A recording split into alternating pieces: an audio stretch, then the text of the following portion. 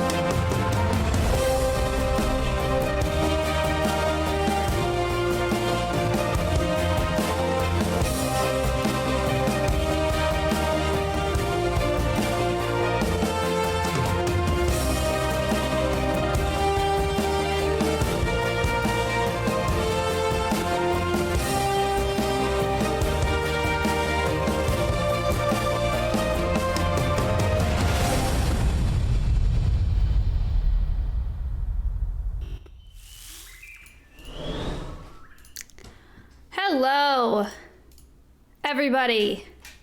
Welcome to the Conservation Cast, episode 63. Danza with $25, Snopper with $10, and Ranjan with $20. Thank you so much. Okay, fair warning, this is a little bit confusing today, okay? Your donations are going to the Pacific Marine Mammal Center. However, we are speaking to Marcus Wernicke from the BC Marine Mammal Rescue Society. And the reason, or the way that I found Marcus was through the Twitch stream called Marine Mammal Rescue. Those otters are housed at the Vancouver Aquarium. So, the otters that we've seen on Twitch are at the Vancouver Aquarium. Marcus has volunteered there. Marcus is on the board of directors at the BC Marine Mammal Rescue Society. However, your donations are going to the Pacific Marine Mammal Center. Koopa, thank you for the $77.77. The only thing that you really need to understand is that Marcus has over 4,000 hours of experience volunteering in marine mammal rehab. This podcast is about marine mammal rehab, about marine mammal rescue, about the threats that they face in the wild, and we are raising money for a rehabilitation center for those animals. So don't worry about all the, all the confusing stuff, all the organizations. Marcus will explain it to you, but here we are. The donations, because we have no affiliation today with Pacific Marine Mammal Center, are going into my account. I need to send the donations to their account after. So if you donate and you see that Otters Holding Hands, what's up? That is why. All right, podcast. You guys know the drill. There is a quiz at the end of the podcast. It's based on my conversation with Marcus today. There are 5 questions. You're going to get 20 seconds per question. At the end of the quiz, I'll explain it a little bit more thoroughly when we get there. But if you win the quiz, you can get a gifted sub to my channel. But if you're already subbed to my channel, then you can get a gifted sub to a channel of your choice on Twitch. Or you can ask me to donate an additional $5 to Pacific Marine Mammal Center. Warber, thank you for the $20. Big thank you for the $10. Emla with the $10. Yo, what up? Koopa, thank you for the big donation. I appreciate that. What other things am I missing? We don't need to do a poll today. It's not species specific. I'll tell you a little bit about Marcus. Okay, so Marcus is he's actually a web app developer. And he is the genius behind the live stream that is doing so well on Twitch with the otters in the pools category. Spiderland, thank you for the $10. Crash and Burn with the 20. Thank you. He's a web developer. He was born in Germany, but now he's in Canada. He's on the board as a marine mammal observer in the field for the Porpoise Conservation Society, another organization that we're talking about. Drizzy with the $150. Drizzy, thank you so much. Holy crap. And Conch with 23 and Jato with 25. Thank you. He served as a volunteer with the Vancouver Aquarium and the Marine Mammal Rescue Center in Vancouver between 2013 and 2020. The Vancouver Aquarium is where those otters are housed. They're probably live right now. I'll pull it up. And he's serving on the board of the BC Marine Mammal Rescue Society, which is a nonprofit in British Columbia, Canada, which focuses to promote the rescue, rehabilitation, and release of marine mammals and supports other orgs carrying out similar objectives. Let me go to their Twitch stream so you guys know what we're talking about. The otters that I keep talking about. Marine Mammal Rescue Center. Here they are. Take out the stinger. Alf, thank you for the 10.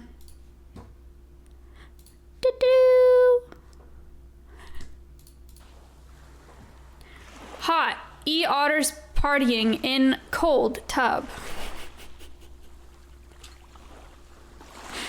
Amazing. So, like every other podcast, if you got, oh, my camera's not on. If you guys have questions today, you can use the ask bot. You can do #ask followed by your question. And I will relay those questions to Marcus. Mute that. While we're live. Is there anything else that I am missing? It's been a minute, or it feels like it's been a minute. All good? All good. All right. Good. We have some questions already. Questions carry the podcast. If you have questions, throw them up. I'm excited to see them. Excited to hear answers. I will be back in a minute with Marcus. Cool? Cool. Bye.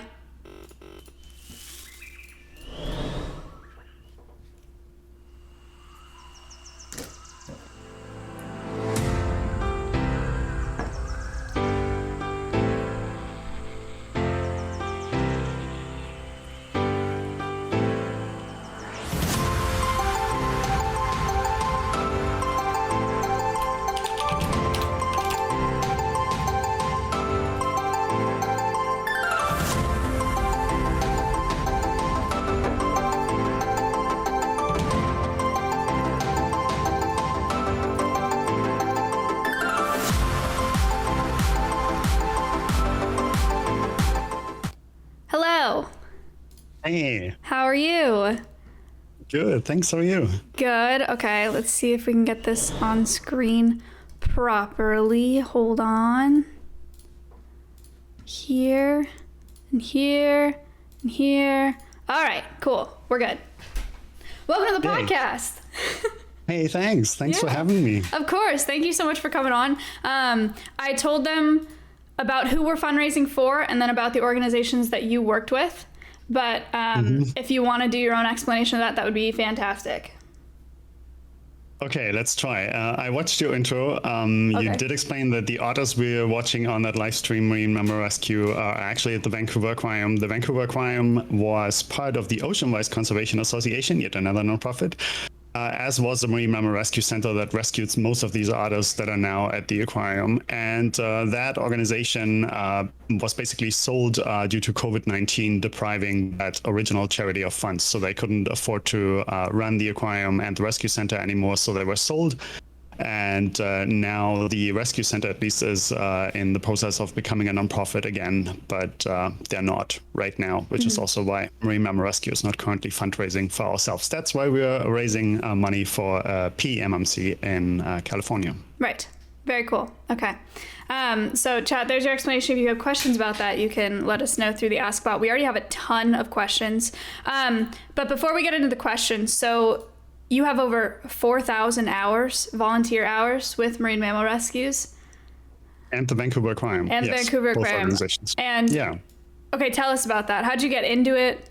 What do you like about it? What do you do? Yeah, well, I moved here from Germany. Actually, I moved here from England, but before that, I lived for most of my life in Germany, and I never had any contact with marine life at all. There was no ocean where I lived. The next ocean would have been the Baltic Sea, 3 hours away. So when I first came to Vancouver, and my wife and I were discovering all the sites and checking out all the different places you could go and hang out, we found the Vancouver Aquarium, and we instantly fell in love with the place. In particular, they had rescued animals that you can't see in most places, or actually you can't see anywhere else in North America. They had a pair of harbor porpoise, and they're sort of a very small kind of whale cetacean. And we were fascinated immediately with those animals,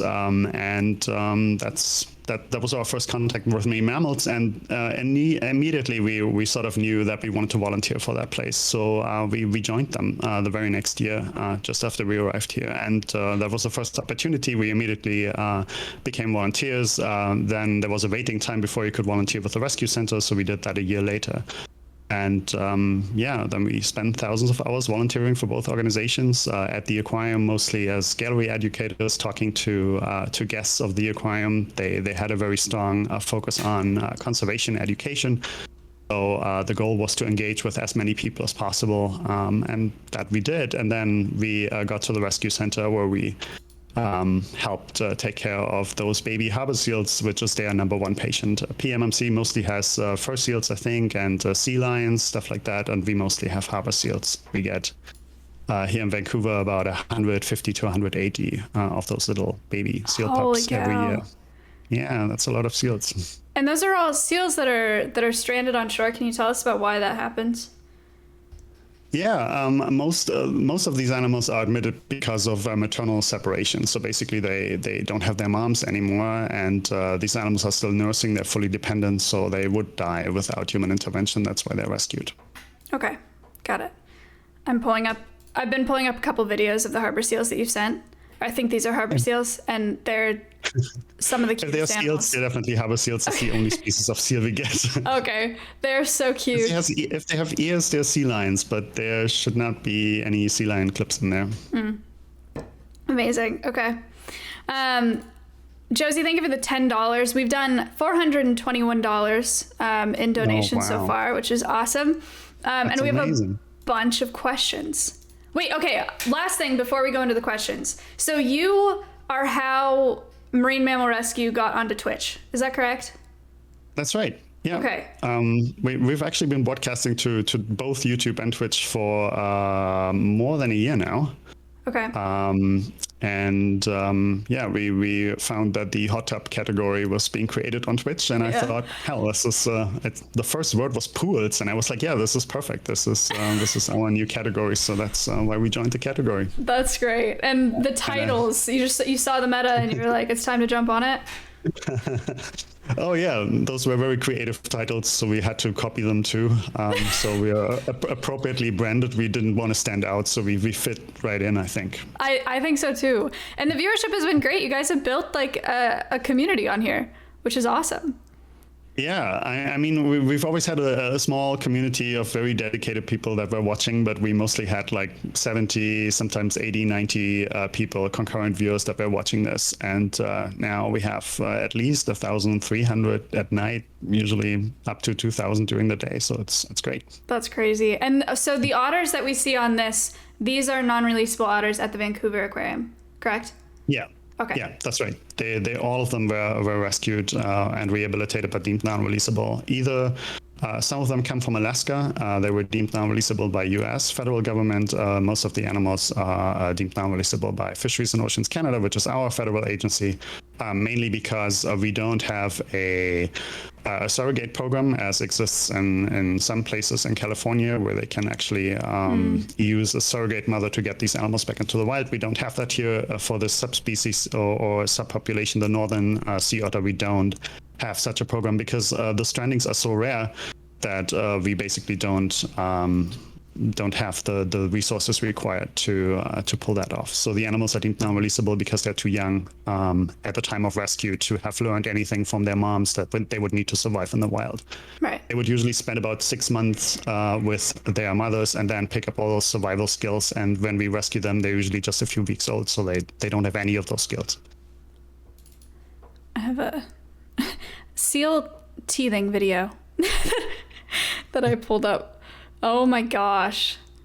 That's so ridiculous. Okay. So I'm getting distracted by all your cute videos. Okay. So, Nip, thank you for the $20, $441. That's amazing. So are you ready to go into some of these questions? Because we have like 30. Let's go ahead. I hope we can answer them all. Okay, cool. Okay. Can seals actually live in a hot tub? We'll move past that question. It's Bria asked, what's the biggest threat to marine mammals at the moment? Which marine mammals? That's such a broad category of animals. It's really hard to tell. For harbor seals and actually PMMC, I think in their intro video mentioned that their population of sea lions is in trouble because they have so many strandings, and I don't even know what the reason is for those mass strandings that they have. But in general here in British Columbia, when we look at harbor seals, their population is actually doing quite well. They've rebounded from being hunted. The population was hunted down to very, very low numbers, and they've now rebounded and are almost back to where they used to be. But in general, I think I work also, you mentioned, for the Porpoise Conservation Society, where we look at other larger marine mammals like porpoises. There's 7 species of them, and they're all facing a major threat that affects all whales, dolphins, porpoises, which is entanglement in fixed fishing nets. That is a huge threat that kills 300,000 whales, porpoises, and dolphins every year. And another major thing would probably be pollution. Our part of the Pacific, where I'm here, is known as one of the most polluted waters in the world, and our marine mammals are some of the most polluted marine mammals. Killer whales, for instance, if they strand, if they are deceased, their bodies have to be treated as toxic waste because they contain so many dangerous, harmful elements that they have to treat them. That's crazy. As toxic waste. That's so sad. Jeez. Yeah. Okay, well, that's a good question though. You guys can ask a little bit more about that if you want. Okay, let's see what else. Oh, this is an interesting question. Spiderland asked, how do they sleep without drowning when they're out at sea? I assume he's talking about otters. The otters, they're just extremely buoyant. These guys can't sink until they voluntarily decide they want to dive. And their fur is trapping a lot of air, and that just makes them so extremely buoyant. Got it. The secret is just in their fur. It's just no effort at all to them. They can just float. That's a good question. Thank you. Okay, and then we have... Dwayne said, is it dangerous to touch a seal? Seal? Well, it is illegal in the US and Canada to approach a seal and to touch the animal. If it's an adult, they have very sharp teeth and a lot of jaw pressure, so I wouldn't want to get bitten by one of those animals. They also carry zoonotic diseases, which are really unpleasant stuff like seal finger, where basically you lose your tissue to necrosis. So that's really unpleasant. You don't want that. No kidding. But in general, even those baby seals, that's another reason actually why those animals are admitted. It's human interference. So if people get too close to those little pups that we rescue and they scare off the mom, doesn't dare to come back to for its baby, then that seal may actually end up with us. And that happens a lot these days. People think that those seals are stranded. There are calls like, yeah, the seal is stranded, and they pull it out of the water because they fear it might drown. And it's really hard to explain to people. Those are seals. Like, they're okay. Like, they belong to the water. They don't drown. And this animal doesn't strand. They actually spend time on land voluntarily to just chill out. And it's totally fine to have a baby seal on land while its mom is foraging and all those things. So yeah, no, don't go out there and touch seals. Just in general, don't do it. It's either very dangerous or it gets the baby seal into trouble if it's a neonatal seal. So don't do it. Quick interruption here. We had $1 from Apple. We had $100 from Koala Control, $5 from Corgi, Wow. $7 from Anonymous, and $30 from Jude. Thank you guys. So we hit our 500 now. We're at 585 flat. So I do wildlife rehab too, which I mentioned that to you on our call before. We have that problem so often. It's like people forget that baby animals exist in the wild. Like when they see a baby animal, they're immediately like, I need to help it because it's a baby. But you know, like I'd say like at least 70, probably more % of the fawns that we get in, because the mother goes out, you know, and forages during the day and then comes back for a baby, and anyone finds a fawn, you know, they're like, oh my gosh, it's an orphan fawn, its mom isn't here, and they bring it in. We do so many fawns that we call kidnap cases. So that is super important to teach people about.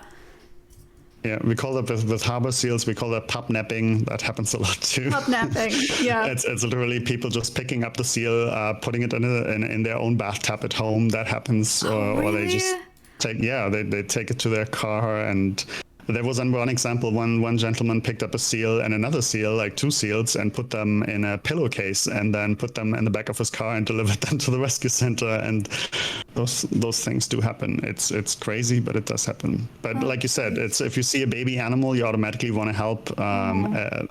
Many years ago, I found a fledgling bird, and I also thought like, man, this little guy is in trouble. And later found out, no, I had to return it to the place where I found it because its mom would still feed it. But yeah, if you don't know.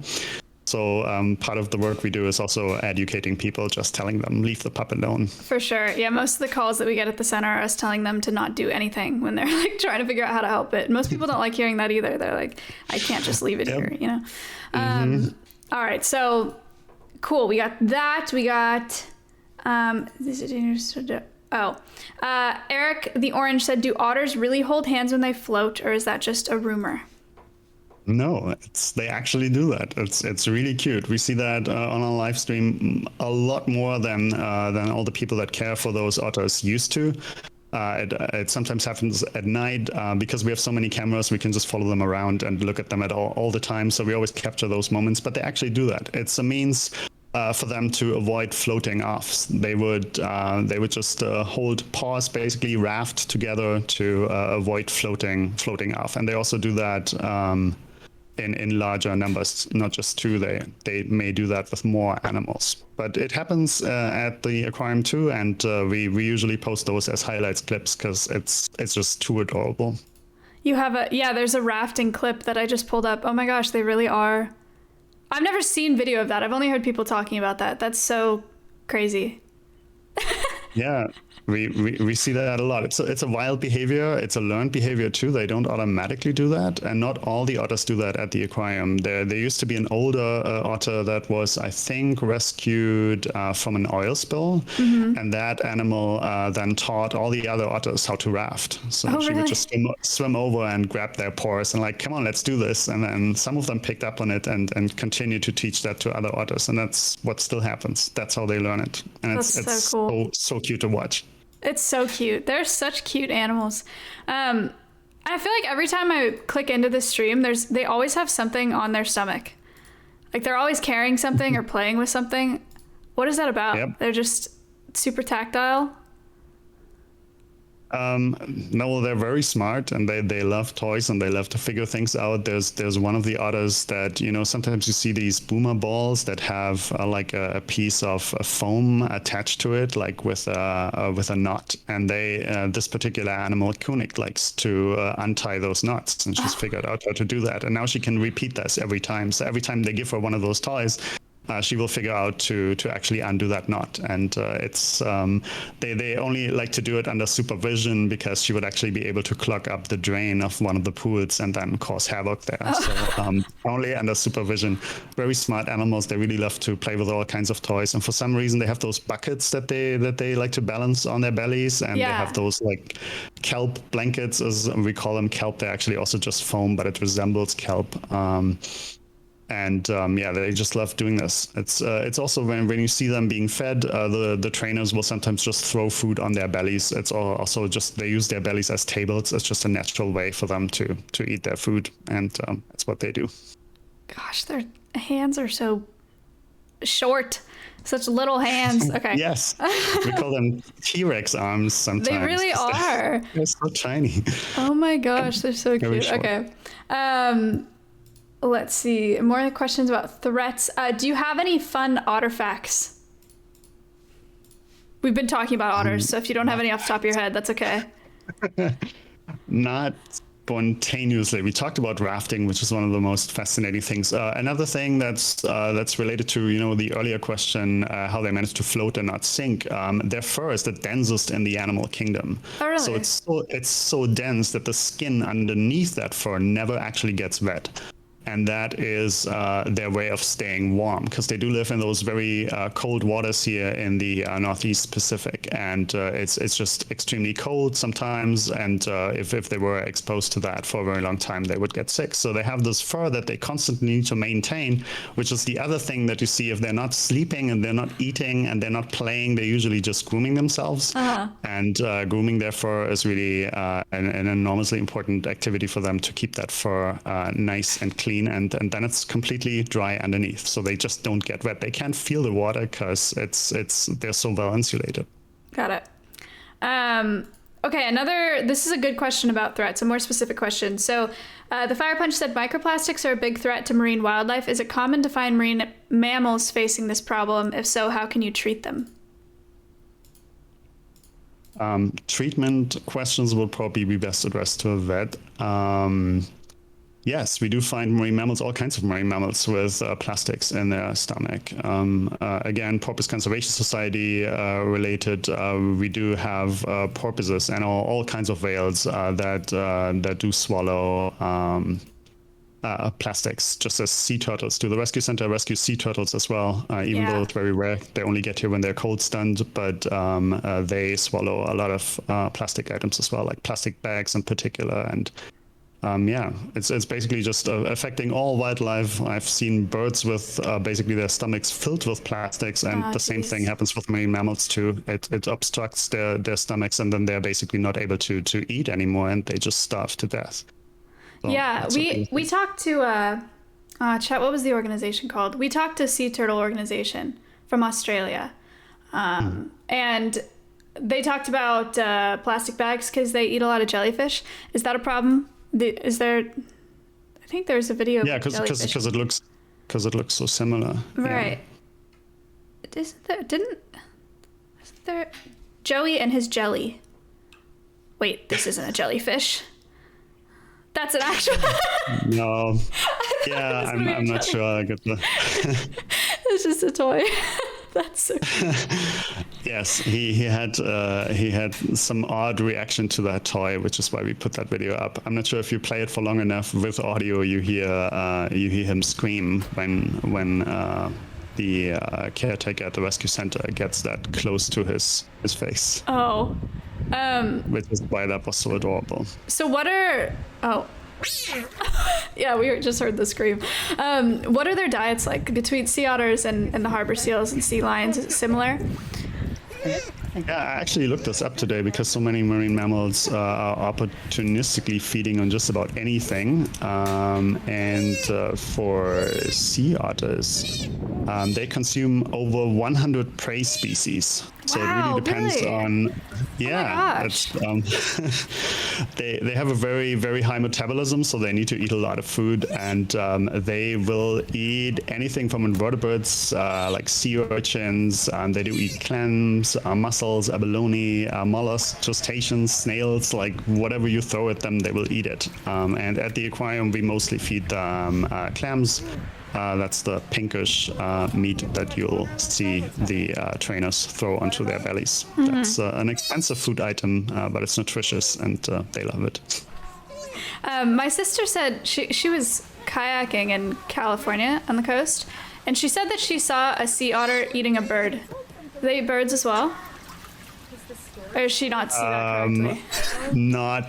I don't know. I mean, they might try. I've seen a dolphin try and eat a bird. Really? So, sure, why That's not? crazy.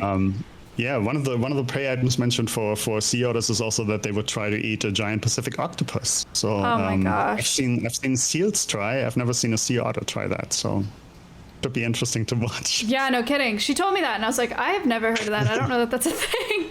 But there you go. Very cute. Okay, let's go back to more questions. We got Avery said, why are baby seal eyes so large and dank?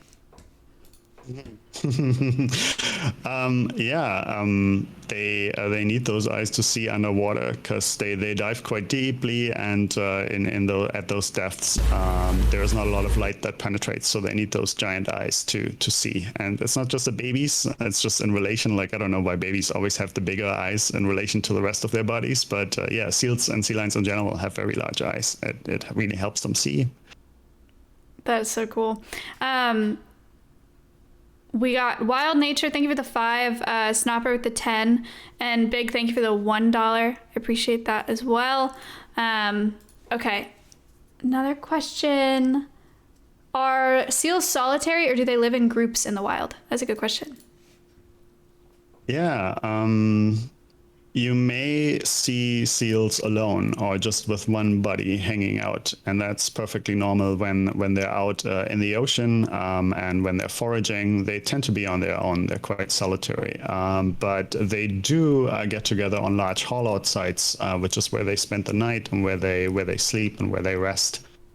And that's where you can see large aggregations of harbor seals come together as well. Cool. But if you see them in the water, you'll usually just see one, maybe two. It's rare to see more. Mm-hmm.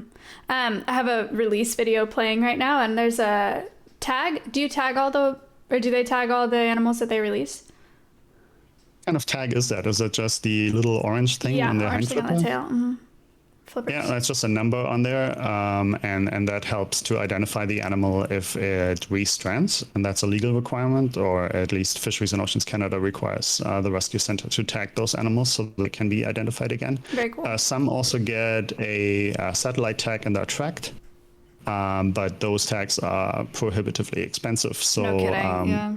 I've heard something like $5,000 per piece, so it's only a small number, and they don't track them every year. Right. It's usually to answer some scientific question that they have, and then they do tag them. Right. Apple, I think, asked this before and donated $1, said, is it possible to rescue an orphan baby whale or narwhal? Baby whale or narwhal, that's oddly specific. In the case of a narwhal, I know that there have been historically some attempts to keep these animals in captivity. They're very closely related to beluga whales, and I don't know, it might be possible. I've never seen it done. Like, nobody, as far as I know, has ever rescued a baby, say, narwhal, and rehabilitated that animal. I've never heard of one in captivity. I know that the narwhals in captivity all died. Those were experiments in the 60s or 70s, and the animals didn't make it. But in general, whales, porpoises, dolphins, yes, we can rescue those animals. We can release them. The rescue center here rescued a harbor porpoise named Levi in 2013, I believe, and that was an adult or sub-adult animal, and he was successfully rehabilitated and released back into the wild. They have rescued and rehabilitated neonate harbor porpoises as well, but it's the same as if those with those baby sea otters, because they depend on maternal learning so much. These animals were deemed non-releasable, so they lived at the Vancouver Aquarium and lived out their lives there. But yeah, it can be done. The animals can be rehabbed, and they can be released if they're old enough to know survival skills. Very cool. Good question though. Thank you. Okay, a few people have asked if otters play games and how do they have fun? If otters have fun, how do they have fun? Things like that. They have fun all the time. Like I'm not sure if I were to tune into the live stream now. Let me look into the cam interface what they're doing right now, but I'm pretty sure that they're having some sort of fun right now. They're always playing. They're interacting with each other. They're very tactile, very social animals. You see them wrestling sometimes, especially the boys. They just love doing that, and they're all like, I've never seen these animals bored. They're always up to something. Yeah. Like they always find something to do. When they're not sleeping, they're up to something. So yeah, they play all the time. I'm not sure if they play games, but they play. Very cool. And otters do live in groups, correct? Whereas the seals are more solitary. Actually, good question. I'm not entirely sure. They do aggregate in groups. I don't think they have family groups or any fixed defined social units like dolphins. Or a better example would be like killer whales, which have like a group that has a fixed group dynamic, and the same group stays together all the time, and they never separate. They don't have something like that. So they do come together in aggregations, but not as family groups or something like that. Okay. Chess tip $50, thank you so much, and said, other than financially, what are other ways to support the cause?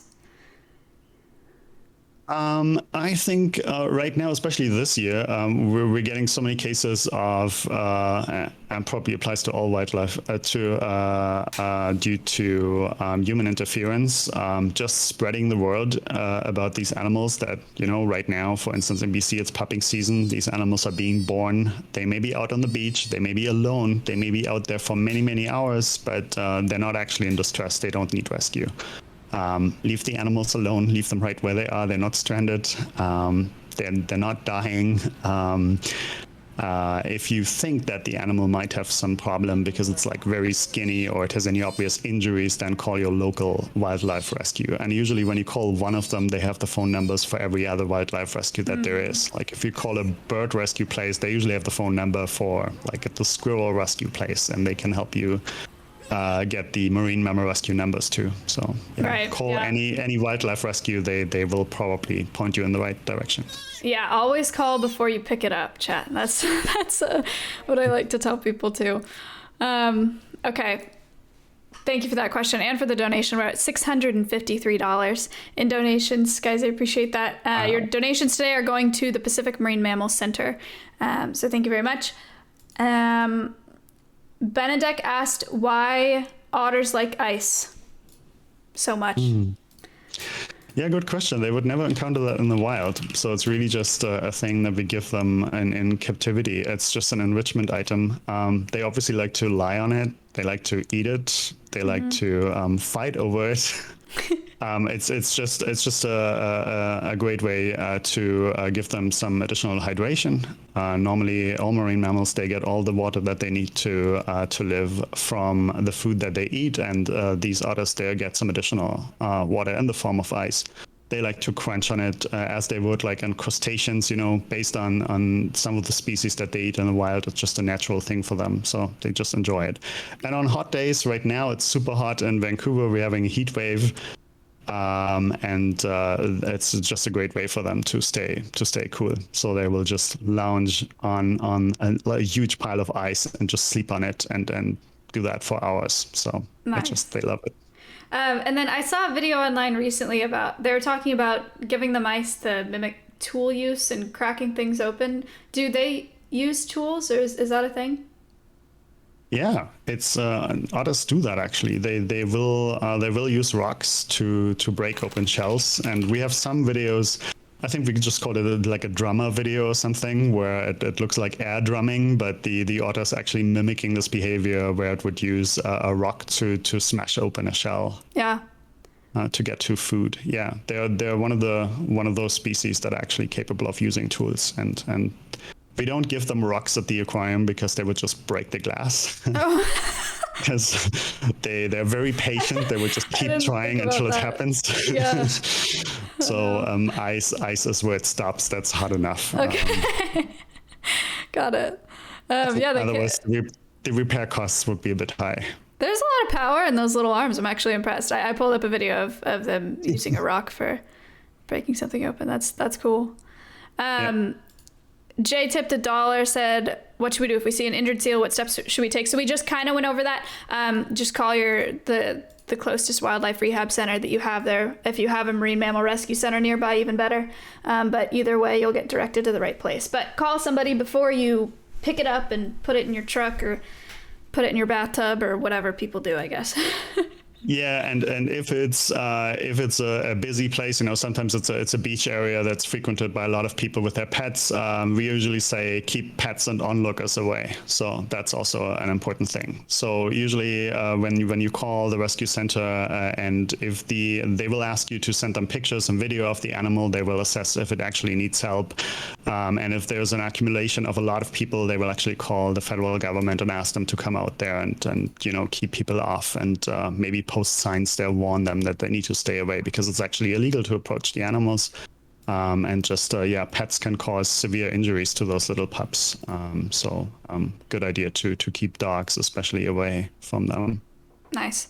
And then another question here is something that I've heard also that I don't know that is true. And that's, do sea otters really have favorite rocks that they hold on to on purpose? Well, wild sea otters, yeah, they do, apparently. That is a fact. Really? That's true. Just one, they find one that works, They have little skin pockets underneath those T-Rex arms, and they can hold on to food or rocks. What? Yeah. I didn't know that. That's cool. I'm not sure if we have a clip of that in our clips, but yes, they do have pockets. Pockets? Okay, yes. Hold on. Let me look through your clips here. Initially, when they're this little, when they get to the rescue center, they can't use them there. They don't know what to do with it, and it's so small they could probably hold something the size of a peanut. But as they get older, they can store food there, and they sometimes do. Like we sometimes see them randomly pull out a piece of food, even though the last feed was hours ago, and then they start eating that, and you're like, where did this come from? And yeah, it's actually from their pockets. Crazy. I did not know that. I would not have guessed that. I've never heard that either. Chat. Learn something new every day. Okay. Cool. And then it's another question about their social. So a question a little bit away from the animals. Space asked, what kind of app development does he do specifically? And do you do any of it to help with conservation, or is that separate? I develop mostly web-based applications, and I have actually developed a software that it's called Transect Pro that we use with the Porpoise Conservation Society and now giving to other charities as well. That is used for scientific data recording, because there's basically we work with volunteers a lot, and I'm a volunteer in the field as well. And the scientific software that is available is usually so complicated to use and written by data scientists who basically have never seen a real normal human user, and that's why I wrote the software to make that easier for volunteers to use. Nice. With nice, big, colorful buttons and an intuitive user interface. That is important, yes, so that people with very little training can actually use the software and record data accurately. Because usually those scientific software, if you do make the slightest mistake, then you end up with an invalid data, and it results in poor data quality. And That's not something we want. And data is actually very important for conservation. A lot of the conservation projects only get started when there's hard data to support the hypothesis that an animal is actually in trouble for porpoises and also for pinnipeds. We rely on population estimates that usually come from land-based surveys or vessel-based surveys where people need to actually collect data over many years to see whether a population is increasing or declining. And only when you have that kind of data, then you can actually go to the government and say, we need some action here because as a population, we have the evidence that the species is in trouble. And that's why that helps conservation. Got it. Very cool. Space, thank you for that question. That was neat. Cool question. Leonard, thank you for the $15. We're at $669 now. I have a very specific question, and I certainly don't have the answer. I'm not sure that you do it. If you don't, that's fine. But Rue asked, do you see many cases of T. gondii due to kelp loss and urchin encroachment or sickness due to mussels accumulating pollutants? Yeah, that's very specific, something that I would refer to a veterinarian. That is probably not something that I should answer. I probably could try, but I don't want to. Cool. That's fine. Elf tip, $3. I don't want to give people false information. So better to ask a professional. Elf said, does it take a long time for the animals to become acclimated to living in captivity? Do they struggle, or is it a difficult process? Well, those sea otter pups, I assume that's referring to the sea otter pups. When they get to the rescue center, they are just these little fluff balls. They don't really have a lot of perception of what's happening around them. Probably very much like a human newborn baby, hardly knows what's going on. Right. And they're basically brought up by people. They need intensive care around the clock. Somebody always needs to be there. Not only do they need to be fed every couple of hours, they also need constant attention. Somebody needs to groom them because their mom would actually do that, and they're not capable of it yet. It's also sort of like it's an instinctual behavior, but they sort of need to figure this out themselves over time. And there's somebody with them 24/7. They grow up with people, and then they're very slowly introduced to other otters. Until then, they probably don't even know what they are. So because they grow up in captivity, basically, I think I've never seen any issues with acclimation. Yeah, that word. Getting used to that captive environment. They've always very gradually been integrated into that, and it probably takes them more time to learn how to be an otter. Because they like Joey was afraid of water. We have a video that is called "Joey's Afraid of the Water" or something. Where he was trying to like keep his head out of the water so he doesn't get wet. Because he didn't know what that was. He found that very scary. I remember the first time we put him in a little tub with water, just a tiny, like a bowl, like barely the size of a salad bowl, and put the animal in there. And they float instinctively, like automatically, very high above the water. But he didn't like that at all. He didn't like it. Like any contact with water was something he wasn't into at all. It took a while. Yeah. Good. Thank you for the $10. Apple tipped another $1 and asked another question and said, how much time do otters spend in the water compared to on land? In the wild, sea otters will spend their entire lives in the water. Mm-hmm. They don't get out of the water at all. It's basically, probably, I'm thinking, to avoid predators, because there's a lot of predators on land, and if they never go on land, they don't have to deal with that. So they're out on the open ocean, and in captivity, it's a different story, probably because they're used to being on land. Like Joey, the sea otter that got our live stream started, would spend most of the day in a crib, and would then just have little baths where they would take him out to a tub and have them in the water for like 20 minutes or so, and then he would go back into his crib. So spend so much time on land that they're kind of used to that, and it's a nice way for them to easily get dry and to groom themselves. So they just like to sleep on land at the aquarium, but it's not a wild sea otter behavior. They wouldn't do that in the wild at all. Right. Wait, so the baby videos that we have here of Joey, is this an otter that's on the live stream? Yes, he is not that little anymore, although he's still one of the smaller ones. He's Oh my some gosh. of our Joey's some of our birthday week. It's his birthday. It's his birthday week. Yeah, it still is. Oh my gosh. It's ending this week.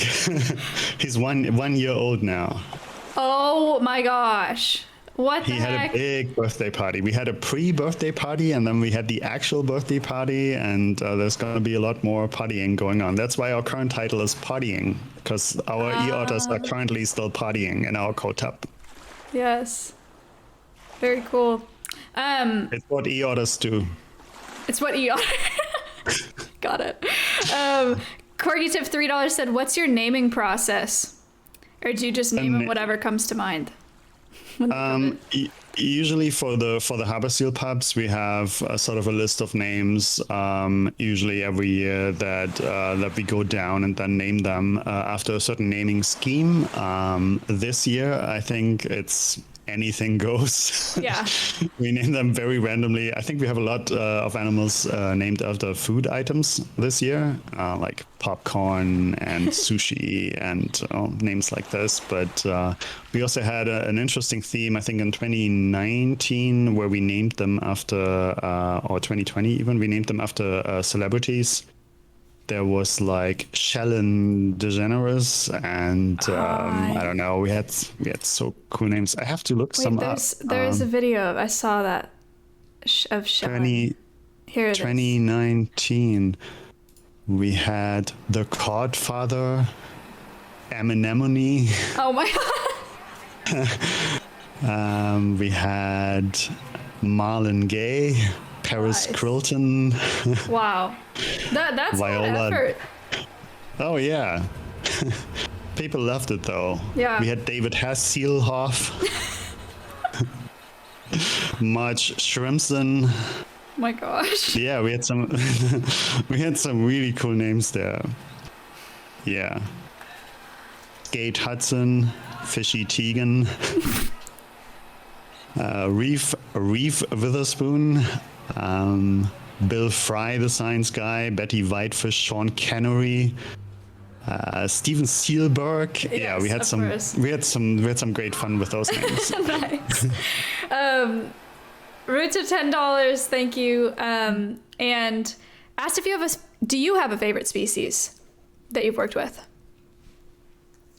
Yes, harbor porpoise. That's why I ended up at the Porpoise Conservation Society. It was because of Jack and Daisy, the two animals that the rescue center had rescued as babies and that couldn't be released. And I saw those animals up close at the aquarium, and that got me involved in conservation. That was when I was like, I want to know more about the species and I want to learn more about it. I want to meet people that know a lot more than I do about these animals, and I want to become involved in their conservation, because it's a species that is very, very abundant in many parts of the world, but it's also critically endangered in other parts of the world as individual populations are facing threats like entanglement on fixed fishing nets. And the vaquita porpoise, the most endangered marine mammal in the world, is also a porpoise, a relative of the harbor porpoise. Lives only in Mexico. There's probably less than 10 animals left today. Mm-hmm. Yeah, we talked about this very briefly with whale and dolphin conservation when they were on the podcast. That is such cool looking animals too. It's so sad. Man. Yeah, they're beautiful. But those are like the 7 species of porpoise. There's only 7 of them. I love them all. They're very special animals, and they're often overlooked because they're quite shy, and they don't do all the cool dolphin things. They don't come up to people. They don't jump out of the water. They don't follow boats. And they only spend about 5% of their lives on the surface. 95% of their lives happen underwater. That's why we know so little about them, because they're very hard to study. Yeah. And I spend many, many, many hours every year studying harbor porpoise for the Porpoise Conservation Society, just observing these animals, staring out of the ocean for 8 hours at a time, looking for these animals, counting them, looking what kind of behaviors we see, whether we have females with their calves, and also what kind of threats we notice during that time. So, yeah. Got it. Very cool. I'm glad you asked that question because we didn't talk about those very much. Okay, so we have a couple of minutes left here. There are a lot of good questions, chat. Thank you for all of your questions today.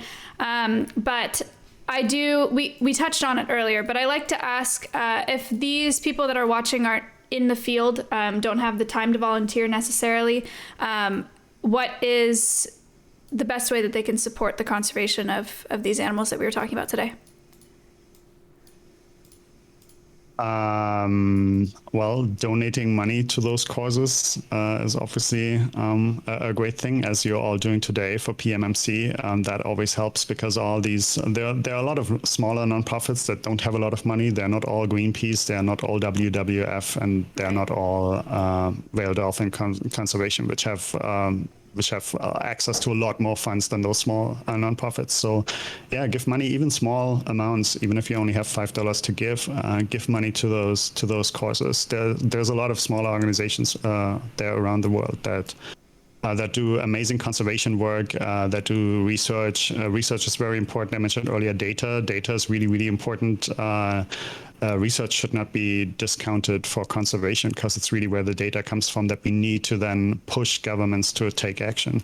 And those small nonprofits that study species that nobody else is looking into, and have very specific missions regionally, especially, they need a lot of money. So give them your money, even if it's just a little bit.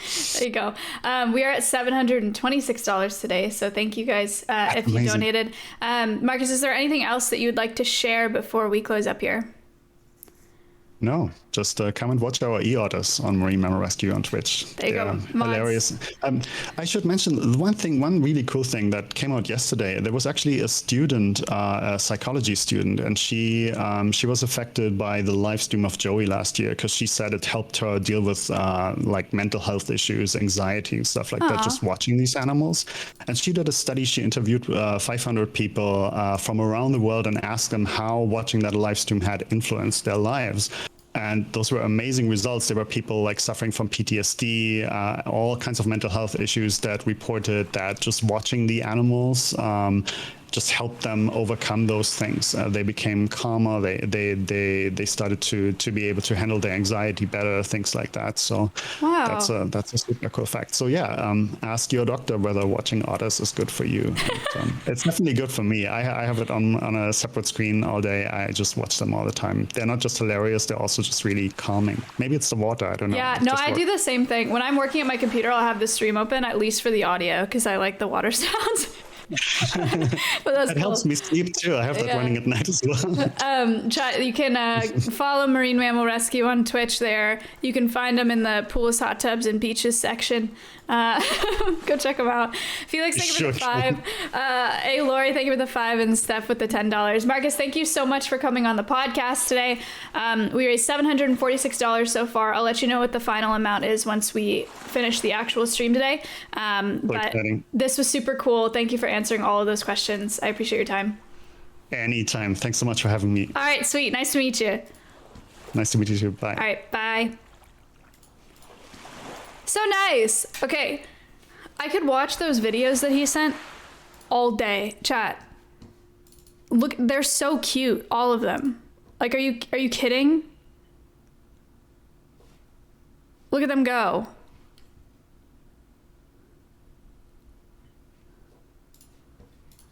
More. Teething.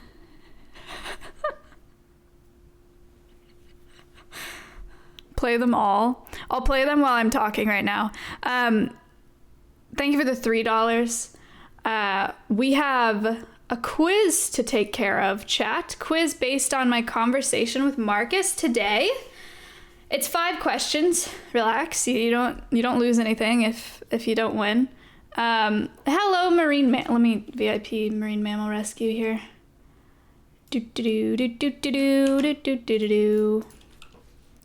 Pull up another video. Wait. What is this? Power washing.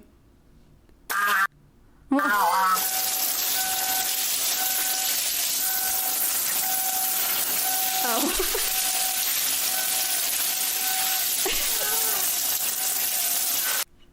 Okay, power washing. Sammy. Hello, Sammy. Oh, he looks nice. Thank you for the Twitch Prime. The quiz is, how do we do the quiz if we joined late? Guess. The way that you win the quiz is getting the most answers correct the fastest. 5 questions, you get 20 seconds to answer each question. Do not take all 20 seconds because then you won't win. I will try to read out the questions before.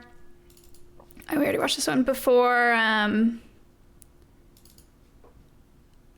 Oh my gosh, Joey again. I love him. Before you see them on screen. And if you win the quiz, if you're not already a sub to my channel, I'll gift you a sub to my channel. But if you are subbed, you get a gifted sub to a channel of your choice, or you can ask me to donate an additional $5 to Pacific Marine Mammal Center today. So yeah, that's what's up with the quiz. Make sure you enable access so that I can see your username so that it doesn't show up as contestant number blank blank blank. But if you did that, do not worry about your name not showing up until the end because the quiz extension is scuffed. Cool? Chuck, thank you for writing the quiz questions as always. Sydney, thank you for the $5. Solienta, thank you for the $5. Quiz kit, let's see if we can do this quickly. Create, edit, quiz. What do you guys think of that? We haven't had a species specific, it feels like we haven't had a species specific podcast in a minute. Maybe I'm crazy.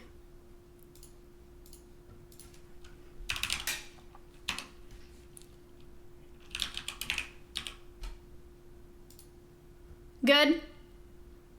Great, do it again next week. Man, Bernie is so upset about the, about the podcast slowing down. I'm sorry, man. You gotta do what you gotta do.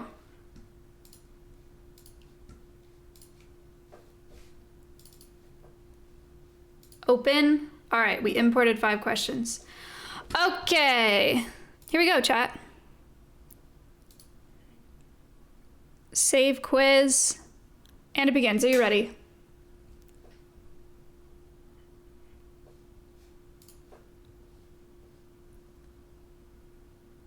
It takes so many clicks to do this. It's kind of stupid. All right. It's sending rules to you guys. I'm going to open this doc so I can see what you're clicking on.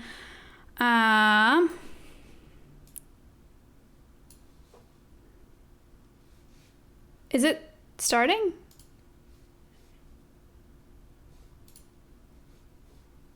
Why isn't it working? Where is it? Wait, is it starting? It like why? It opens a new tab. Okay, start game. Here we go. Life, thank you for the $10 donation. Yo. Now it's frozen. I love this extension. I love it so much.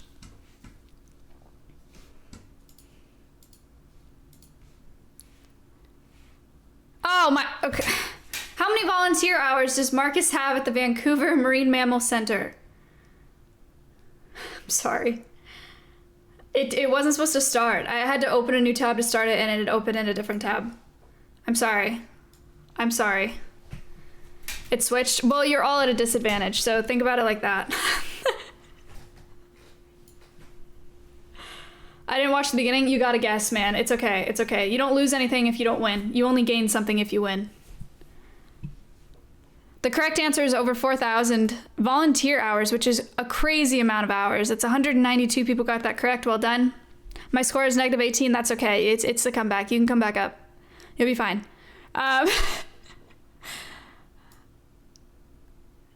All right. Question number 2 is, what is the most common marine mammal found at the Vancouver Marine Mammal Center?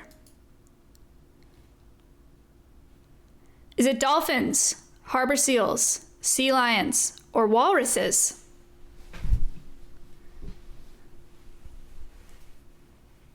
People are saying easy. Ferran is mad. Space misclicked. Show scores after true. I forgot. Sorry. Easy. I have no idea. I said walruses. We didn't say a single word about walruses this whole podcast. Stealthy. No way. Stealthy.